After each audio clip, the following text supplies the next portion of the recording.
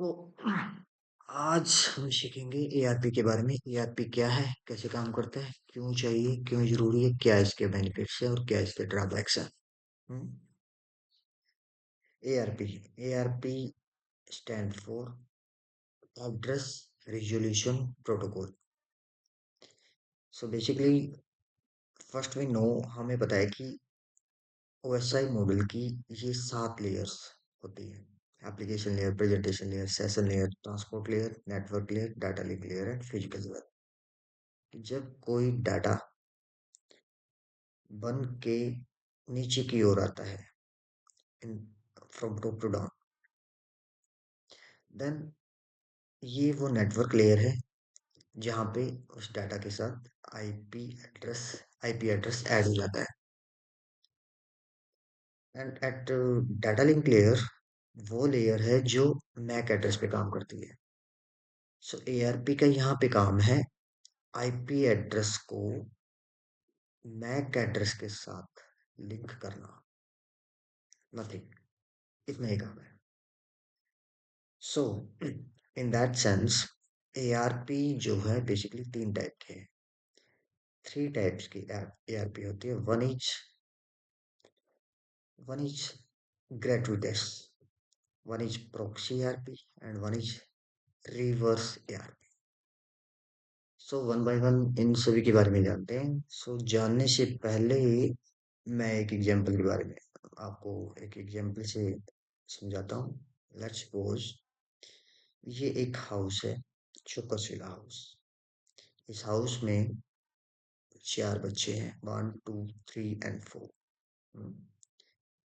यहाँ पे एक बाहर से एक ये बुजुर्ग आदमी आता है जिसका काम है सभी के नाम नोट करना और उनको उनका आधार नंबर नोट करना। नाम नाम यहाँ पे मान के चलिए, इसका नाम अन्नी, बन्नी, सन्नी एंड टनी, ये 4 इन बच्चों के नाम है। सो इन स्टार्टिंग कोई भी किसी को नहीं जानता, ना ये बुजुर्ग इनको जानता, ना ये बच्चे इस बुजुर्ग आदमी को जानते हैं। तो ये कैसे ये अपना टास्क कंप्लीट करेगा। सो इसी case one, when nobody knows nobody. तो इस केस में होगा क्या, ये पहला बंदा, ये पहला बच्चा खुद खड़ा होके खुद ही बोलना स्टार्ट करेगा, हाय मेरा नाम अनिकेत है और मेरा आधार नंबर है 10000।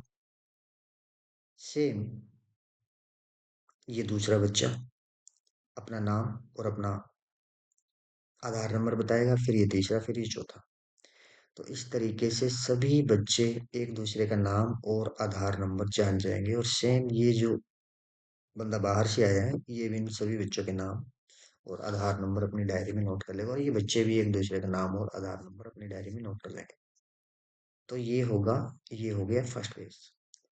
सेकंड केस सेकंड केस में होना क्या है, सेकंड केस मान के चलिए कि भाई अभी तो ये नाम तो जान गए, लेकिन क्या होगा अगर अगर भाई ये ये जो दूसरा लड़का है, ये अपना नाम चेंज करके अन्नी रख ले, अन्नी, जो कि नाम इस पहले वाले बच्चे का है।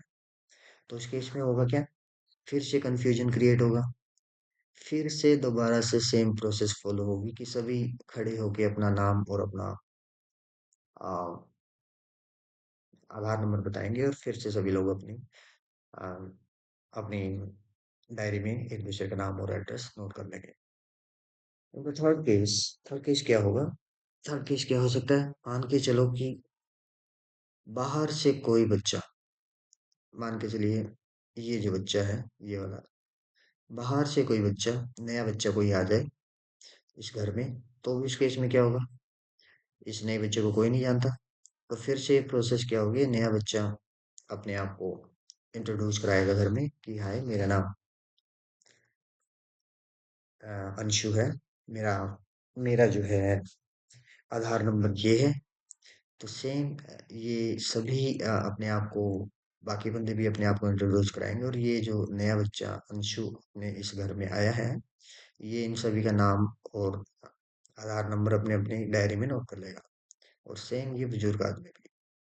तो इन इस एग्जाम्पल को कोरिलेट कीजिए इस केस से। यहाँ पे अगर पीसी को मैं, ये चार पीसी है, ये चार बच्चे हैं, ये चार बच्चे चार पीसी हैं, और ये जो स्विच है, ये स्विच ये बुजुर्ग आदमी है। तो सेम इस घर को मैं घर ना बोल के घर को मैं बोलूँ एक सबनेट, ये एक सबनेट हो गया। तो ये जो केस था, इस केस को बोलते हैं ग्रेटुइटस ARP.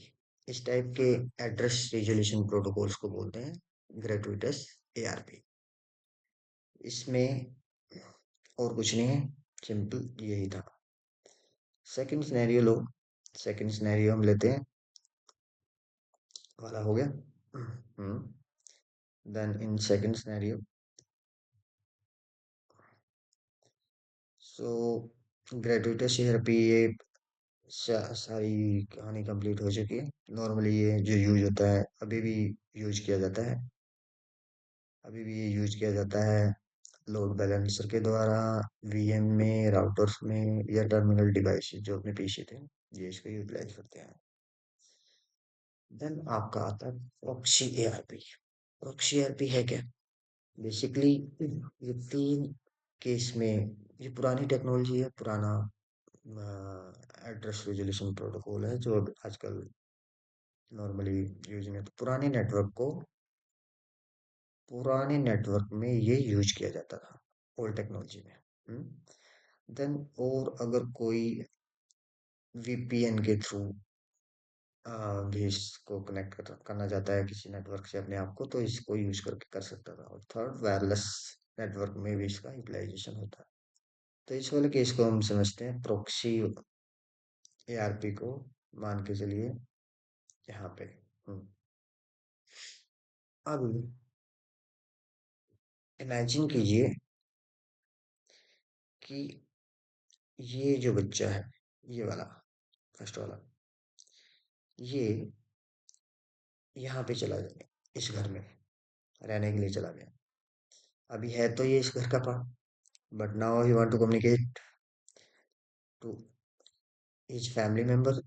In that case, what he will do, he will say that hi, I am Aniket, hmm, and I know this bunny, I know this bunny, but I don't know his Aadhaar number. He will broadcast this message. Can you please tell me your Aadhaar number? He will broadcast this message to this old person, because this is the only person who is connected with both house, both houses. He knows member of both houses.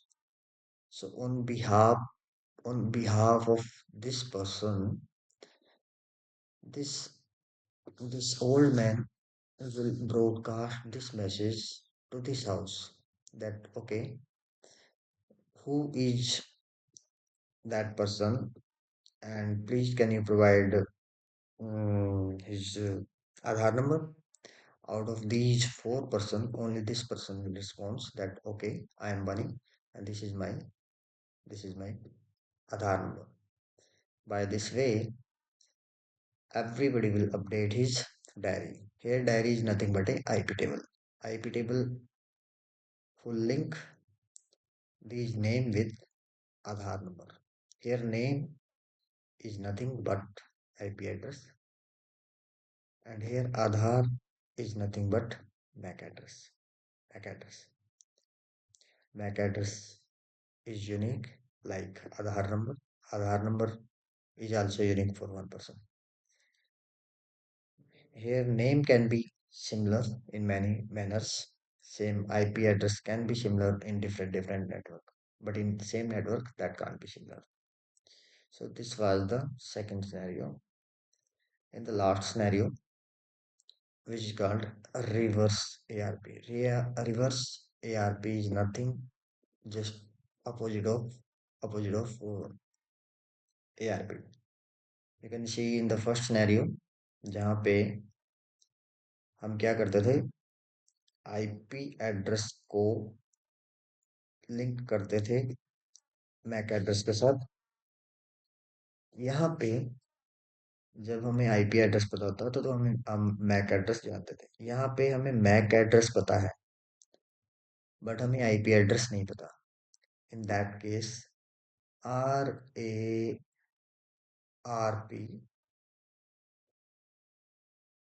will helpful, but it's a very old protocol now. It's obsolete completely.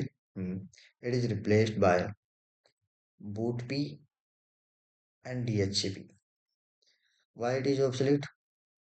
Because it was one way कि ये सिर्फ IP address को Mac address से connect करता था, बाकी और additional कोई भी ये काम नहीं करता था।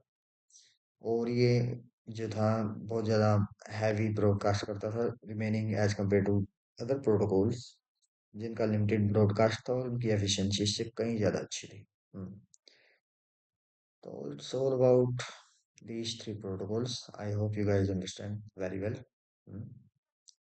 Thank you.